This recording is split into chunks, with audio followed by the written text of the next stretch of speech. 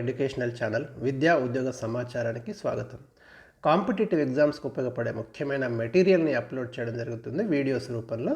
మరి ఇప్పుడు శాతవాహనులకు సంబంధించి కొన్ని ముఖ్యమైన బిట్స్ అంటే ఒక 100 బిట్స్ కలెక్ట్ చేసి మీకు ఇవ్వడం జరుగుతుంది.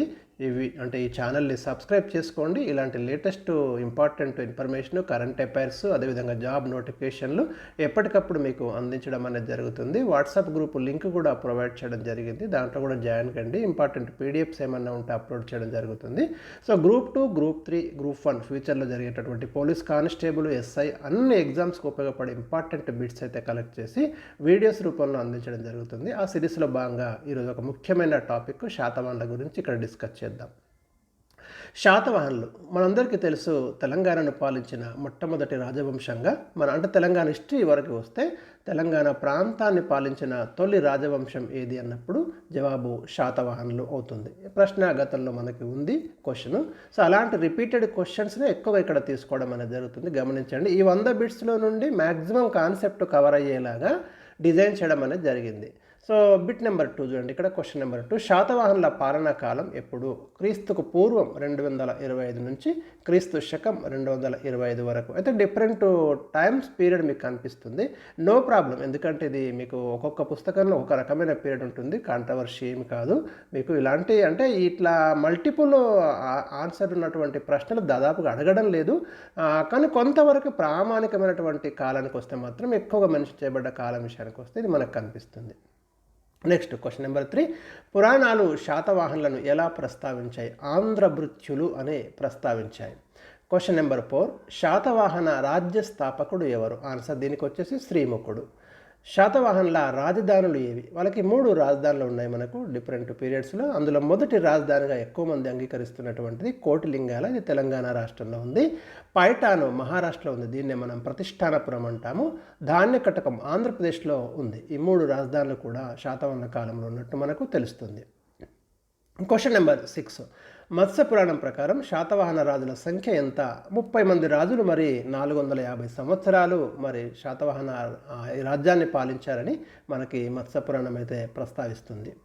శాతవాహన రాజులలో తొలి శాసనం వేయించింది ఎవరు? కన్హ లేదా కృష్ణుడు మొదటిసారిగా ఈ వంశంలో మనకి శాసనం వేయించినట్టుగా ఆధారాలు లభిస్తున్నాయి. ఆ శాసనం పేరు కన్హేరి శాసనం. శాతవాహన కాలం నాటి శాసనాలు చాలా చాలా ఇంపార్టెంట్ అండి. ముఖ్యమైన శాసనాలు అన్నీ కూడా కవర్ చేస్తాను. నానాగఢ్ శాసనం ఎవరు వేయించారు? ఇది రిపీటెడ్ క్వశ్చన్, మీరు చాలాసార్లు ప్రశ్న వస్తుంది. వెరీ ఇంపార్టెంట్ క్వశ్చన్ ఇది. అన్ని ఎగ్జామ్స్లో, నాట్ ఓన్లీ గ్రూప్స్, టీజీపీఎస్సీ అన్ని ఎగ్జామ్స్లో ఈ ప్రశ్న మనం చూడొచ్చు.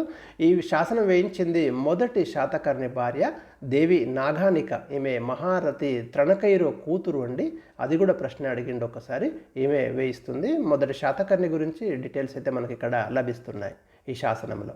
భారతదేశంలో మొదటిసారిగా భూదానాలు ప్రారంభించిన రాజవంశం ఏది? ఆన్సర్ శాతవాహనులేనండి. అది మొదటి శాతకర్ణి కాలంలోనే మనకి మొదలైంది. అత్యధిక కాలం పాలించిన శాతవాహన రాజు ఎవరు? ఎప్పుడైనా గుర్తుపెట్టుకోండి, ఏదైనా ఒక రాజవంశంలో సుదీర్ఘ కాలం పరిపాలించిన రాజు గురించి అడుగుతున్నారు. మీరు కాకతీయులు తీసుకుంటే అక్కడ గణపతి దేవుడు, శాతవాహనులు తీసుకుంటే ఇక్కడ 2వ శాతకర్ణి 56 సంవత్సరాలు పరిపాలించినట్టు మనకు ఆధారాలు ఉన్నాయి. కాబట్టి ఈ ప్రశ్న ఇవ్వడం అనేది జరిగింది. పాటలీపుత్రంపై ఆధిపత్యం నెలకొల్పిన శాతవాహన రాజు ఎవరు? ఎందుకంటే మీకు సౌత్ ఇండియా నుంచి నార్త్ ఇండియా వైపుకి దృష్టి సారించి అక్కడ మరి ఆధిపత్యాన్ని చెలాయిస్తున్నాడు 2వ శాతకర్ణి. చాలా రేరుగా జరిగేటువంటి ఇలాంటి విషయాల మీద ప్రశ్నలు ఉంటాయి. శాతవాహనుల అధికార భాష ఏది? వెరీ ఇంపార్టెంట్ అండి. ప్రాకృతం వీరి కాలంలో అధికార భాషగా ఉంది. చాలా చాలా ఇంపార్టెంట్. దాని కంటిన్యూషన్ క్వశ్చన్ కింద ఉంది. ఏ శాతవాహన రాజు కాలంలో సంస్కృత భాష అభివృద్ధి చెందింది? మనకి కొంతల శాతకర్ణి కాలంలో మాత్రం సంస్కృతానికి ప్రాధాన్యత జరిగిందని మనకు చెప్పవచ్చు. సో మీకు ఇక్కడ శర్వవర్మ కాతంత్ర వ్యాకరణం అనే ఒక పుస్తకం రాస్తాడు సంస్కృత వ్యాకరణానికి సంబంధించి. చాలా చాలా ఇంపార్టెంట్ అది. గాథా సప్తశతి ఎవరు రచించారు? వెరీ ఇంపార్టెంట్ బుక్ అండి ఇది, గాథా సప్తశతి. మీకు శాతవాహనుల కాలం నాటి సాంఘిక విషయాలు, కొన్ని మనకు ఆనాటి సమాజం గురించి, ఆచారాల గురించి తెలుస్తుంది. కొన్ని తెలుగు పదాలు మొట్టమొదటిసారిగా దీంట్లో మనకి ప్రస్తావించబడ్డాయి గాథా సప్తశతిలో. హాలుడు దీన్ని ప్రాకృత భాష, మహారాష్ట్రీ ప్రాకృత భాషలో రాయడం అనేది జరిగింది. శాతవాహన రాజులలో గొప్పవాడు ఎవరు? ఏ రాజవంశుడు కానివ్వండి, మొదటివాడు, గొప్పవాడు, చివరివాడు, ఇలా ప్రశ్నలు ఉంటాయి. సో ఇక్కడ గౌతమిపుత్ర శాతకర్ణి గొప్ప చక్రవర్తిగా మనం ఇక్కడ చూడవచ్చు. ఎవరి కాలం నుండి శాలివాహన శకం మొదలైంది? గౌతమిపుత్ర శాతకర్ణి కాలం నుండే మనకి, అంటే ఆయన సింహాసనానికి వచ్చిన సంవత్సరం క్రీస్తు శకం 78 నుండి శాలివాహన శకం అని ప్రస్తావిస్తున్నాం. నాసిక్ శాసనం ఎవరి ఘనతను వివరిస్తుంది? వెరీ ఇంపార్టెంట్ ఇన్స్క్రిప్షన్ అండి నాసిక్ శాసనము. ఇది గౌతమిపుత్ర శాతకర్ణి గొప్పతనాన్ని వివరిస్తుంది. ఈ శాసనం వేయించింది ఎవరు అన్నాను ఇక్కడ, గౌతమి బాలశ్రీ. గౌతమిపుత్ర శాతకర్ణి యొక్క తల్లిగారు గౌతమి బాలశ్రీ ఈ శాసనం వేయించడం అనేది జరుగుతుంది. మాతృ సంజ్ఞలు వీరి కాలంలోనే మనం చూడవచ్చు. అంటే పేరుకు ముందు మాతృమూర్తి యొక్క పేరును పెట్టుకోవడం అనేది మనం ఇక్కడ ప్రధానంగా మీరు గమనించండి. గౌతమి బాలశ్రీ, ఇక్కడ గౌతమిపుత్ర శాతకర్ణి. ఈ ప్రశ్న అడిగిండు. Next question 19. గౌతమిపుత్ర శాతకర్ణి కాలం నాటి పునర్ముద్రిత నాణెములు ఎక్కడ లభించాయి? వీటిని రీమింటెడ్ కాయిన్స్ అంటాము. మనకు మహారాష్ట్రలోని జోగల్తంబి దగ్గర లభించాయండి. ఇది రిపీటెడ్ క్వశ్చన్.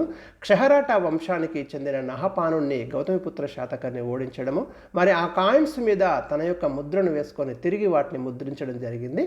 ఆ ఆధారాలు మనకి మహారాష్ట్రలోని జోగల్తంబిలో దొరికాయి. ఇక్కడ అడుగుతాడు క్వశ్చన్ నెంబర్ 20. అమరావతి స్తూపంతో సంబంధం కలిగిన శాతవాహన రాజు ఎవరు? వాసిష్ఠపుత్ర పులోమావి అండి. చాలా చాలా ఇంపార్టెంట్. ఓడ బొమ్మతో కూడిన, తెరచాపతో కూడిన ఓడ బొమ్మ నాణెములు వేయించింది ఎవరు? యజ్ఞశ్రీ శాతకర్ణి అండి. రోమ్ సామ్రాజ్యంతో మరి శాతవాహనుల కాలంలో మనకు పెద్ద ఎత్తున వాణిజ్యం జరిగినట్టు తెలుస్తుంది. ఈ కాయిన్స్ ద్వారా వీరి కాలంలో విదేశీ వాణిజ్యము పుష్కలంగా ఉందనే విషయం మనం అర్థం చేసుకోవచ్చు.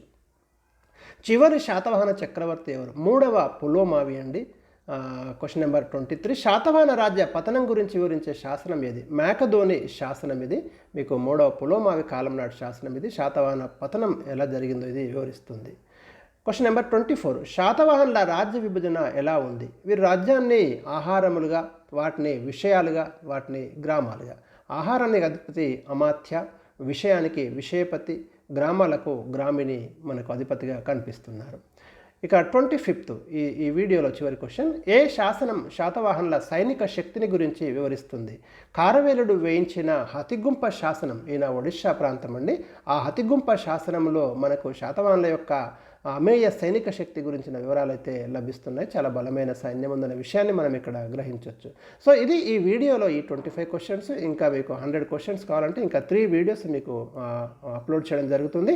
ఈ ప్రశ్నలన్నీ చదవండి, చాలా చాలా ఇంపార్టెంట్ రిపీటెడ్ బిట్స్. మీ యొక్క రెస్పాన్స్ నాకు కామెంట్ రూపంలో తెలియచేయండి.